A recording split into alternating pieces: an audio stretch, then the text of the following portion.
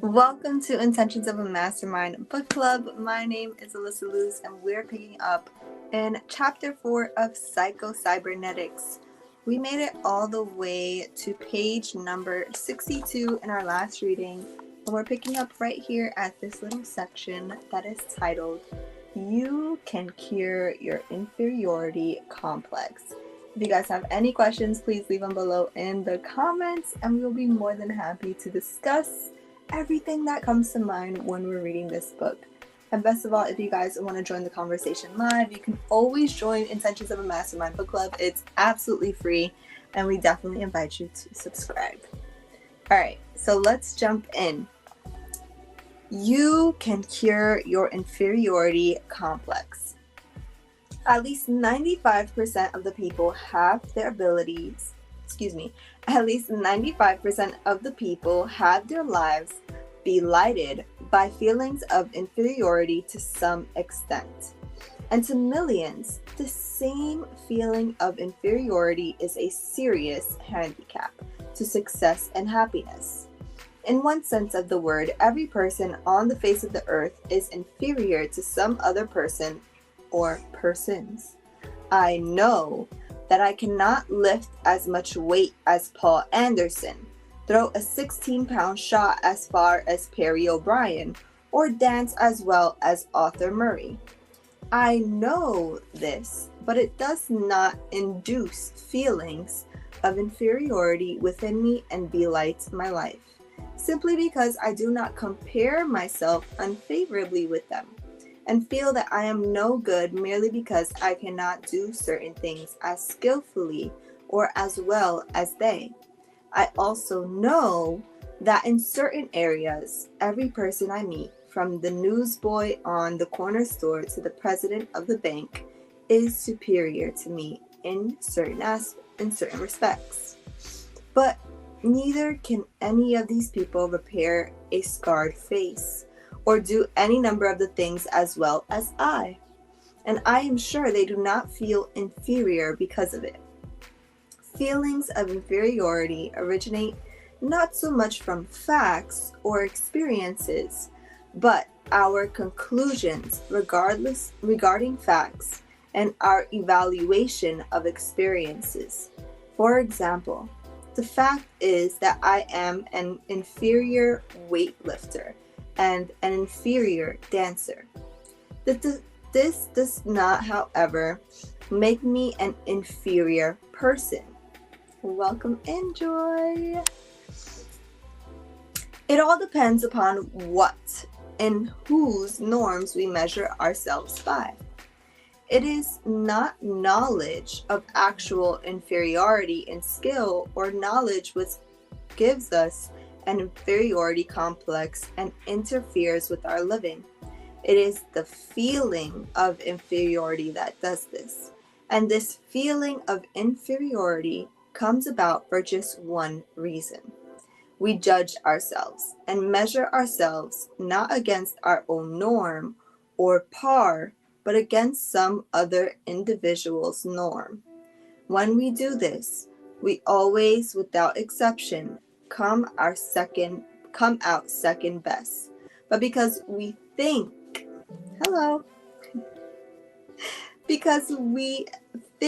and believe and assume that we should measure up to some other person's norm, we feel miserable and second rate, and conclude that there is something wrong with us. The next logical conclusion in this cock-eyed reasoning process is to conclude that we are not worthy, that we do not deserve success and happiness, and that it would be out of place for us to fully express our own abilities and talents, whatever they might be, without apology or without feeling guilty about it. All this comes about because we have allowed ourselves to be hypnotized by the entirely erroneous idea that I should be like so-and-so, or I should be like everybody else. The fallacy, sure, we're reading Psycho-Cybernetics. This is our book club. And we read it every day. Well, Monday, Wednesday, Friday at 7 a.m. to 7:30. And we discuss what we read. So welcome to the book club. All right. So it says, all this comes about because we have allowed ourselves to be hypnotized by the entirely erroneous idea that I should be like so-and-so or I should be like everyone else. The fallacy of the second idea can be readily seen through, and if analyzed, for in truth, there are no fixed standards common to everybody else. Everybody else is composed of individuals, no two of whom are alike. The person with an inferiority complex invariably compounds the error by striving for superiority. His feelings spring from the false premise that he is inferior. From this false premise, a whole structure of logical thought and feeling is built. If he feels bad because he is inferior, the cure is to make himself as good as everybody else. And the way we feel really good is to make himself superior. This striving for superiority gets him into more trouble, causes him more frustration, and sometimes brings about a neurosis where none existed before.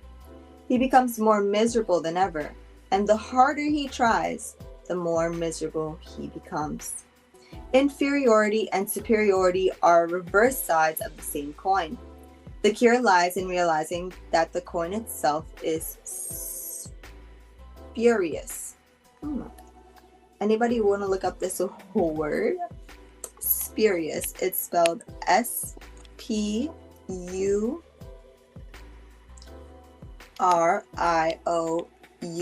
Spurious. Can you look that up for me, Joy, if you don't mind? The cure lies in realizing that the coin itself is spurious. The truth about you is this: you are not inferior. You are not superior. You are simply you. You, as a personality, are not in competition with any other personality, simply because there is not another person on the face of the earth like you, or in your particular class. It says spurious, not being what it's purports to be, false or fake, right? It's created in your own mind, this idea of inferiority and superiority. It says you are an individual. You are unique. You are not like any other person and can never become like any other person. You are not supposed to be like any other person, and no other person is supposed to be like you. God did not create a standard person and in some way label that person by saying, this is it. He made every human being individual and unique, just as he made every snowflake individual and unique. God created short people and tall people, large people and small people, skinny people and fat people, black, yellow, red, and white people. He has never indicated any preference for any one size, shape, or color. Abraham Lincoln once said, God must have loved the common people, for he made so many of them. He was wrong. There was no common man, no standardized common pattern. He would have been nearer to the truth had he said, God must have loved uncommon people, for he made so many of them. An inferiority complex and its accompanying deterioration in performance can be made to order in the psychological laboratory. All you need to do is set up a norm or average. Then convince your subject he does not measure up. I'm going to read this one more time. Inferiority complex and its accompanying deterioration in performance can be made to order in the psychological laboratory, all in the mind. All you need to do is set up a norm or average, then convince your subject he does not measure up. A psychologist wanted to find out how feelings of inferiority affected ability to solve problems. He gave his students a set of routine tests, but then he solemnly announced that the average person could complete the test in about 1/5 the time it would really take. When in the course of the test, a bell would ring, indicating that the average man's time was up. Some of the brightest subjects became very jittery and incompetent indeed, thinking themselves to be morons. Says this is from What's on Your Mind in Science Digest from February 1952. Stop measuring yourself against their standards. You are not them and can never measure up.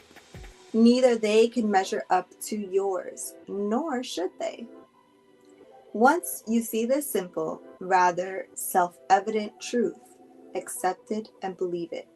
Your inferior feelings will vanish.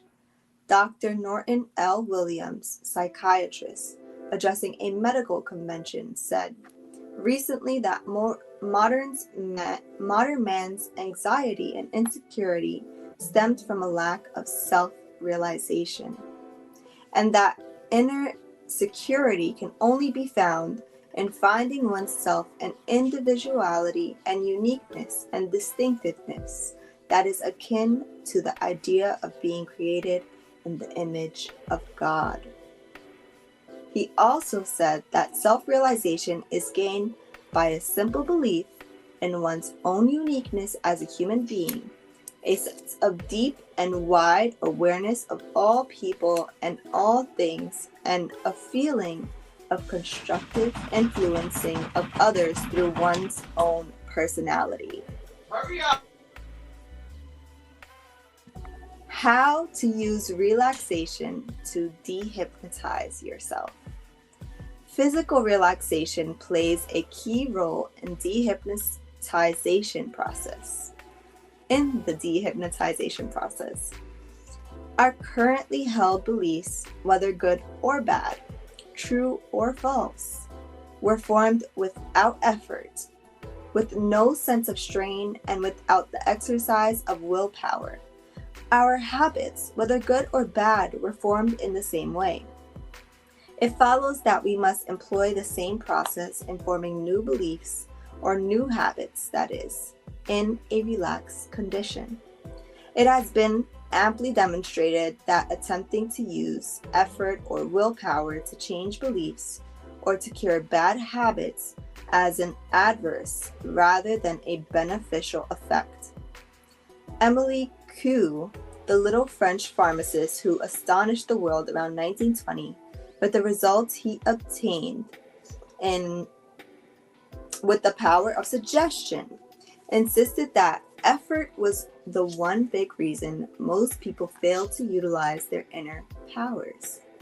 Your suggestion or ideal goals must be made without effort if they are to be effective, he said. Another famous Coup said that his law of reversed effort, when the will and the imagination are in conflict, the imagination invariably wins the day. The late Dr. Knight Dunlap made a lifelong study of habits and learning processes, and perhaps performed more experiments along this line than any other psychologist. His methods succeeded in curing such habits as nail biting, thumb suckling, facial tics, and more serious habits where other methods had failed. The very heart of his system was his finding that effort was the one big deterrent to either breaking a bad habit or learning a new one. Making an effort to refrain from the habit actually reinforced the habit he found. His experiments proved that the best way to break a habit is to form a clear mental image of the desired end result and to practice without effort toward reaching that goal. Dunlap found that either positive practice, refraining from the habit, or negative practice, performing the habit consciously and voluntarily would have beneficial effect provided the desire and result was kept consistently in mind. If a response habit is to be learned, or if a response habit is to be made habitual, he said, it is essential that the learner shall have an idea of the response that is to be achieved, or shall have an idea of the change in the environment that the response will produce. The important factor in learning, in short, is the thought of an objective to be attained, either as a specific behavior pattern or as the result of the behavior, together with the desire for attainment of the object. This is another quote from Knight Dunlap from Personal Adjustment. I'm assuming that's his book. In many cases, the mere relaxation of effort or too much conscious strain is in itself enough to eradicate the negative behavior pattern.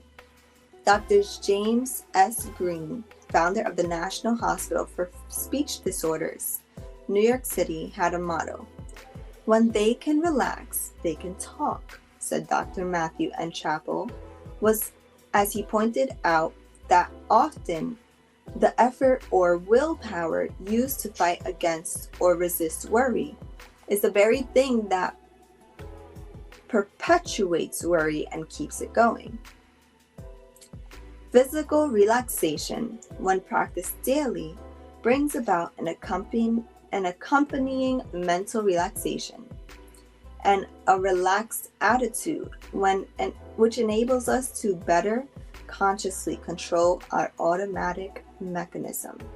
Physical relaxation also in itself has a powerful influence in dehypnotizing us from negative attitudes and reaction patterns. So it says how to use mental pictures to relax. This is the actual practice exercise to be practiced at least 30 minutes daily. Seat yourself comfortably in an easy chair or lie down on your back.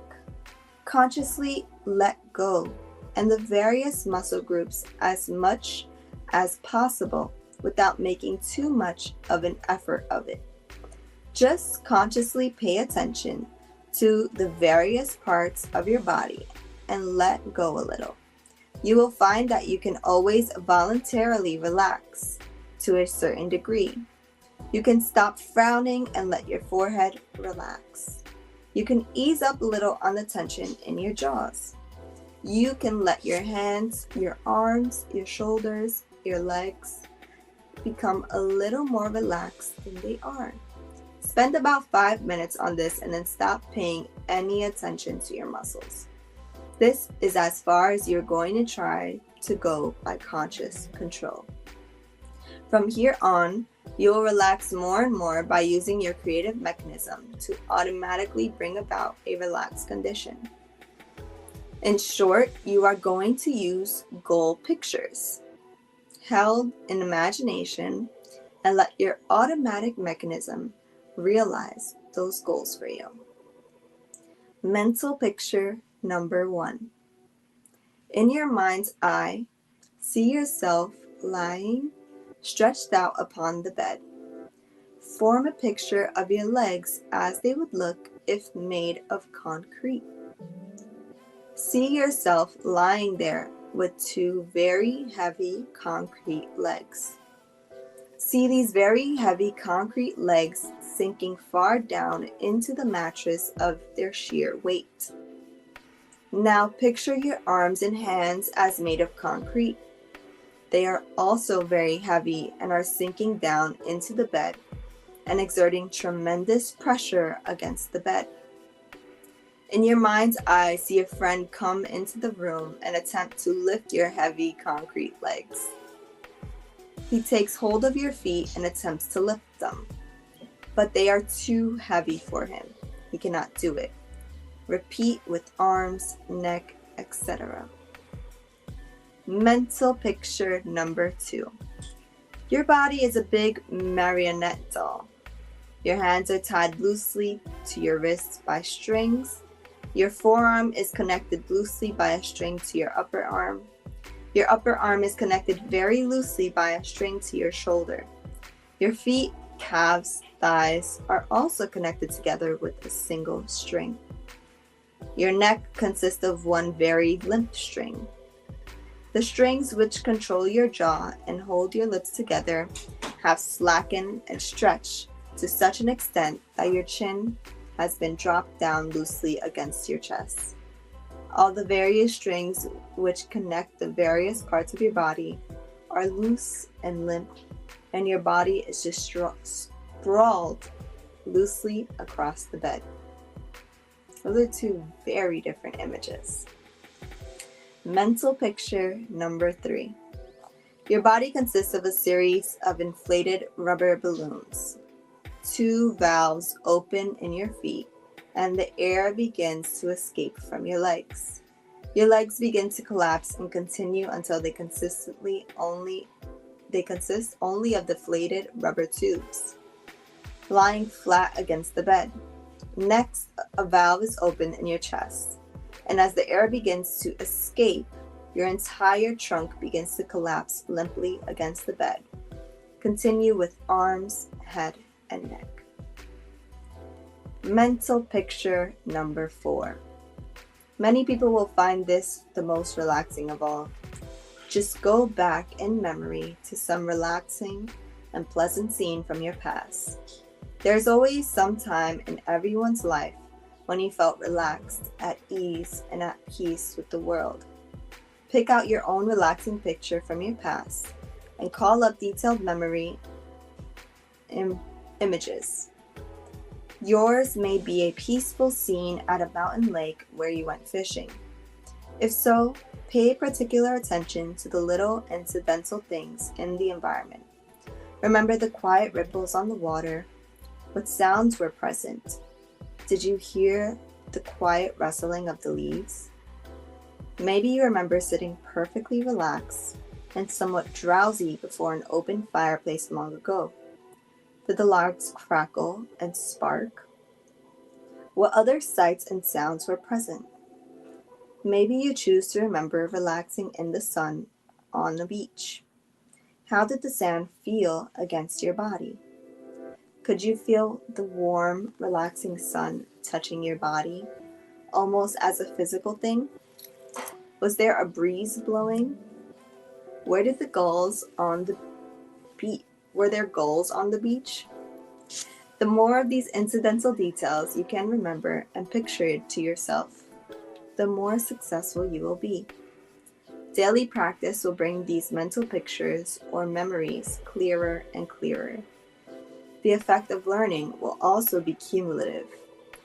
Practice with strengthening the tie in between mental image and physical sensation. You will become more and more proficient in relaxation, and this in itself will be remembered in future practice sessions. And we've made it all the way to chapter 5. Thank you guys so much for reading along with us today. I have so many things to say about today's reading. We're just going to let in our mastermind members, and if you want to join the conversation at any time, just become a member. It's absolutely free. You can click the link in the description. Hi, Joy. How are you? Hi, dear. Happy Monday. I'm good. How are you? Happy Monday. I am so good. I am loving today's reading. How are you feeling about it? I love it. It's so aligned with everything that we've been talking about, just about the power of belief and everything, right? Yes. And what really came up for me a lot in this chapter is the whole idea of being hypnotized. Mm-hmm. And how,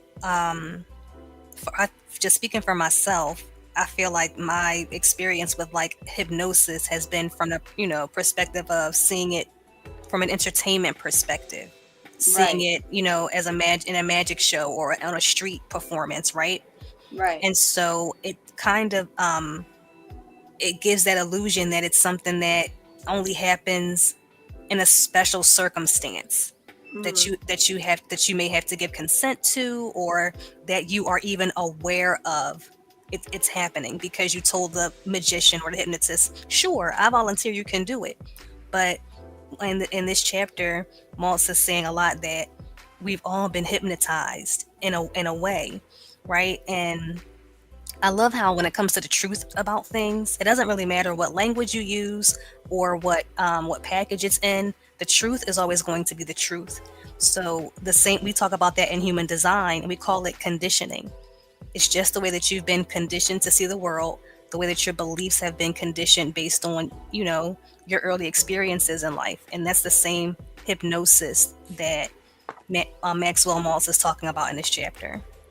Yeah, the part that I highlighted is that you are not in competition with any other person, right? And how a lot of the times we create this idea of what is normal, right? Mm-hmm. And we make ourselves believe, well, I'm not that. So does that mean I'm not normal? Am I weird? And we start questioning ourselves and start comparing ourselves to other people.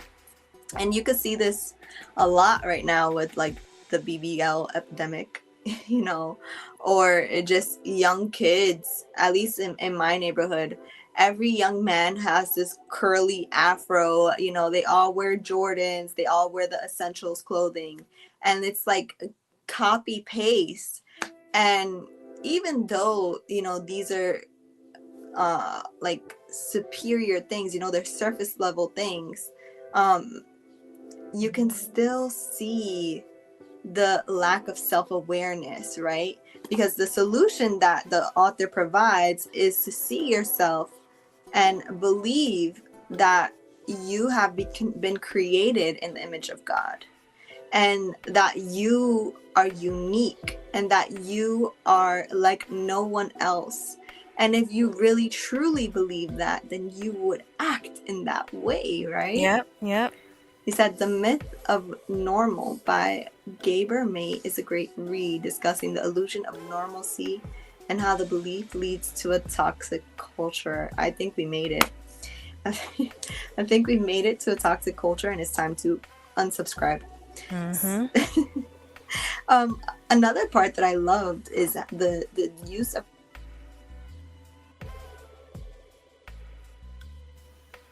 We lost you, Liz.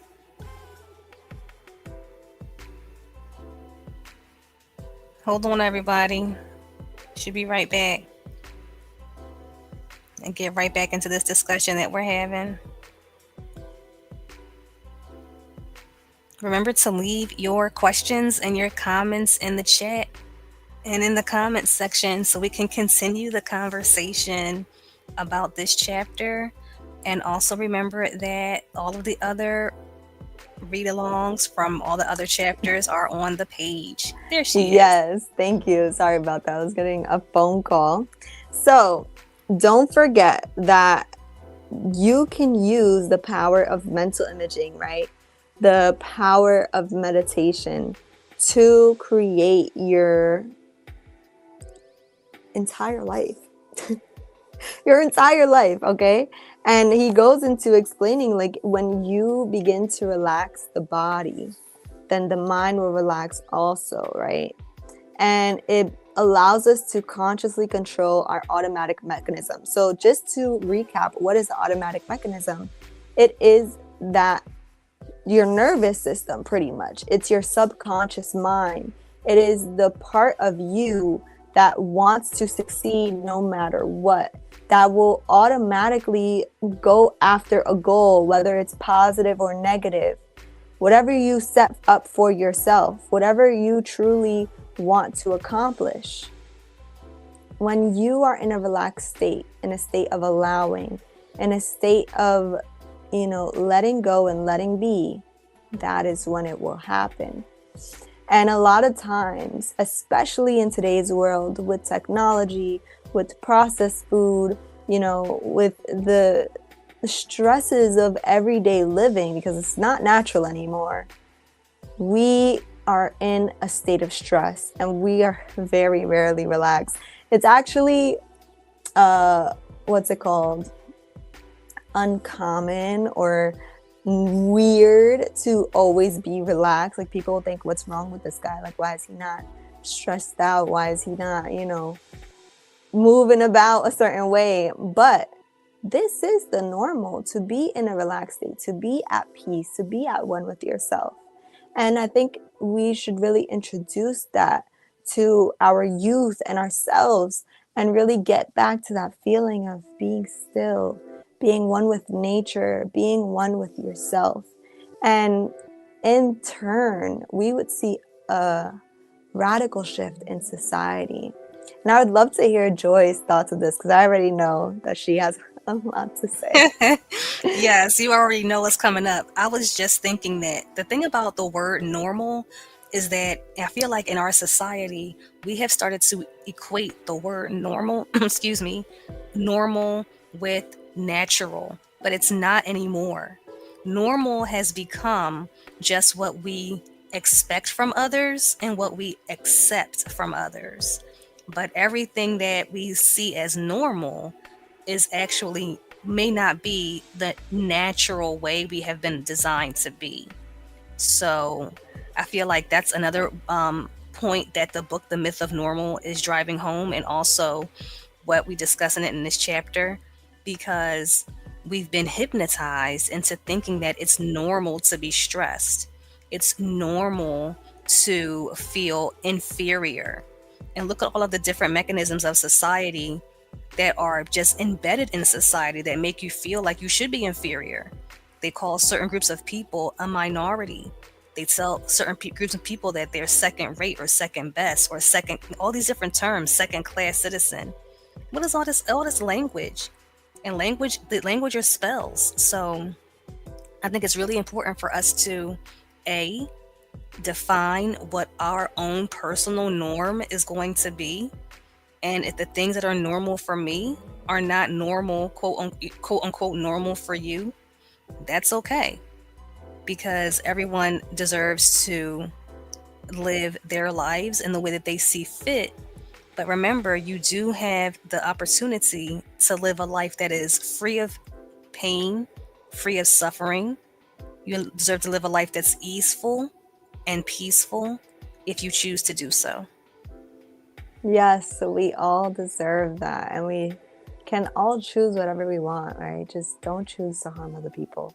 Yeah. And I think the important part of understanding why this is important, because oftentimes we unintentionally harm people when we're walking around, comparing ourselves and comparing others to who we are, and, making other people believe that they're less than because they're not like us. And that was the epidemic of bullying. Like, oh, look at this weirdo. He's wearing glasses and he reads a book. Haha, he's weird. Yeah.